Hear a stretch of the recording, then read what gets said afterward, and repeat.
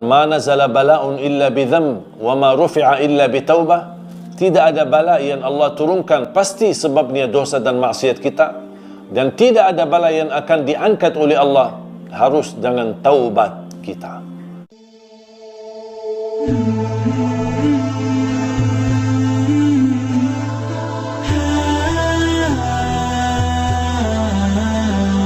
Alhamdulillah wa syukurillah. Orang mukmin selalu optimis. Tidak pernah orang mukmin merasa panik, takut, atau dia merasa bosan karena keadaan tertentu. Orang mukmin selalu mengambil hikmah. Walaupun kita belum tahu apa hikmah di balik ujian ini, tapi kita sebagai orang mukmin pasti meyakini tidak ada yang buruk datang dari Allah. Pasti ada baiknya. Di antara kebaikan yang kita dapat adalah kenaikan derajat kita di sisi Allah kalau kita sabar, dan terhapus dosa-dosa kita semuanya. Dan salah satu amalan yang membantu menolak bala, sebagaimana saya pernah sebutkan, ma nazala bala'un illa bidham wa ma rufi'a illa bitaubah. Tidak ada bala yang Allah turunkan pasti sebabnya dosa dan maksiat kita, dan tidak ada bala yang akan diangkat oleh Allah harus dengan taubat kita. Selain taubat, salah satu yang menolak bala dan mengangkat bala adalah sedekah. Sedekah termasuk amalan sederhana tapi dahsyat manfaatnya. Sedekah memadamkan kemurkaan Allah sebagaimana air mampu memadamkan api. Sedekah menjaminkan ampunan dosa. Sedekah menjaminkan meraih darjat tertinggi di dalam surga Allah. Sedekah menjaminkan kita selamat dari sakit bahaya.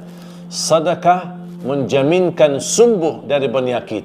Sedekah menjaminkan husnul khatimah. Sedekah menjaminkan selamat dari kematian buruk. Sedekah menjaminkan keselamatan dari kematian mendadak. Sedekah banyak manfaatnya untuk terkabul hajat kita. Sedekah, orang-orang yang mencintai sedekah dan suka berbagi akan dibawa naungan sedekahnya nanti di hari kiamat sampai menuju surga Allah Subhanahu wa taala. Dan saya yakin orang yang rutin bersedekah, suka bersedekah, suka berbagi, tak mungkin orang itu merasa sempit di dada atau sempit di hatinya. Pasti bahagia. Walaupun penghasilannya pas-pasan, walaupun penghasilannya belum tentu mencukupi, tapi dia komitmen menjalani sedekah untuk Allah Subhanahu wa taala. Tetap dia tunaikan sedekahnya setiap waktu, setiap saat. Saat sakit dia bersedekah, saat sehat dia bersedekah, saat kaya dia bersedekah, saat susah dan miskin dia bersedekah. Apapun keadaannya, dia tidak pernah tinggalkan sedekah karena dia tahu sedekah itu luar biasa manfaatnya. Bahkan ada orang ketika mau menghadapi kematian di hadapan sakratul maut dan proses kematiannya, cita-citanya orang tersebut ingin diberikan oleh Allah kesempatan kembali ke dunia untuk bisa beribadah. Di antaranya dia minta diberikan kesempatan umur lebih panjang agar bisa bersedekah.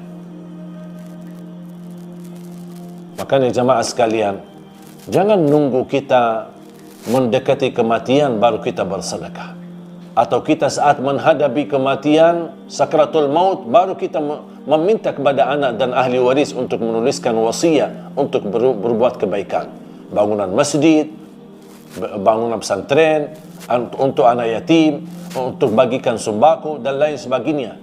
Kenapa kita tidak bekerja dan melakukan dan menunaikan amalan salih di masa hidup kita, di masa kesehatan kita, di masa kita masih sadar dan kita masih mampu?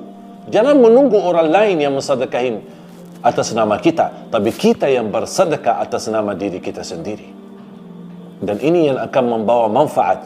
Dan setiap kita bersedekah, berarti kita akan isi tabungan rekening akhirat kita. Begitu kita dibangkitkan oleh Allah hari kiamat di akhirat, kita akan menemukan rezeki yang selama ini kita sedekahkan.